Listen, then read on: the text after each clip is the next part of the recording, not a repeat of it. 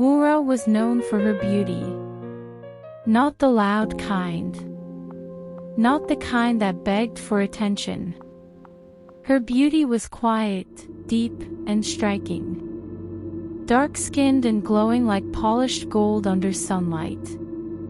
When Wura entered a place, conversation slowed. When she smiled, men felt chosen. And Wura knew it. She had known from a young age that her beauty opened doors. People offered help she never asked for. Promises were made easily around her. By the time she became a woman, beauty was no longer a gift to her. It was a weapon. Men came to Wura with seriousness. Some spoke of marriage. Some spoke of building a future. She listened calmly, smiled softly, and allowed them to believe they were special. But she never stayed. She learned how to take from them slowly. Money for small needs. Help for sudden problems. Gifts. Bills paid quietly. And when a man had given everything he could give, Wura changed. Her replies became cold. Her excuses careless. Then one day, she disappeared from his life completely. She bragged about it to her friends. They gathered around her, laughing as she told stories of men who cried, men who begged, men who nearly ruined themselves for her. Her friends admired her. They called her smart. They said if they had her beauty, they would do the same. Wura believed she was untouchable. That was when Femi entered her life. He was different. Quiet.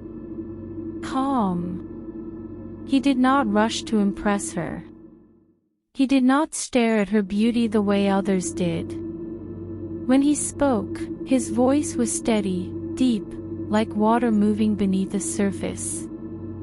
Wura treated him like the others. She took from him slowly. He gave without complaint. He never questioned her. Never raised his voice. But each time he helped her, Wura felt colder inside. Then the dreams began. She dreamed of water. Dark water. Endless water. A river stretching beyond sight. Beneath its surface, she saw faces staring up at her, faces of men she had discarded. She woke up shaking. Femi warned her gently. He told her that some debts are not owed to humans alone. That taking without conscience attracts attention. Wura laughed at him. When she decided she had taken enough from Femi, she blocked his number. Ignored his calls. Removed him from her life like the others. That night, the knocking began. The knocking was not on the door. It came from the walls. Slow. Wet. Like fingers tapping from beneath water.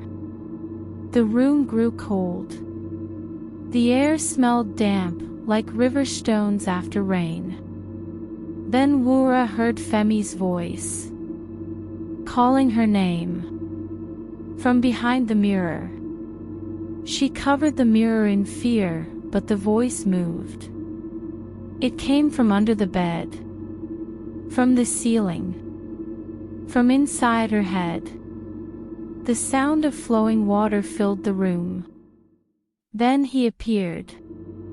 Standing in her room. His clothes were wet. His feet left dark marks on the floor. His eyes were deep and endless, like a river at midnight. Femi told her the truth. He was not a man. He was a spirit from the water, sent to observe those who fed on others without mercy. He had watched Wura's pride. Her greed. Her laughter when men were broken. The water demanded balance. Wura found herself standing at the edge of a vast river. Faces stared up at her from beneath the surface. Voices whispered her name. Femi told her she would not die. Instead, she would be exposed.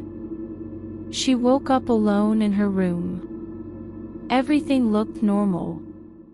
But something had changed. The first time it happened, she was sitting among friends when warmth spread suddenly through her body. People noticed. Laughter followed. She stood up quickly and left in shame. She told herself it would not happen again. But it did. At gatherings. At events. Among crowds. Each time, people laughed. Whispered. Mocked her. Even her friends joined in, distancing themselves from her embarrassment. No matter what Wura tried, she could not escape it. She became afraid of people. Afraid of laughter. Afraid of being seen. At night, she heard water flowing. Sometimes, in reflective surfaces, she saw Femi's eyes watching her. Waiting. Wura finally understood.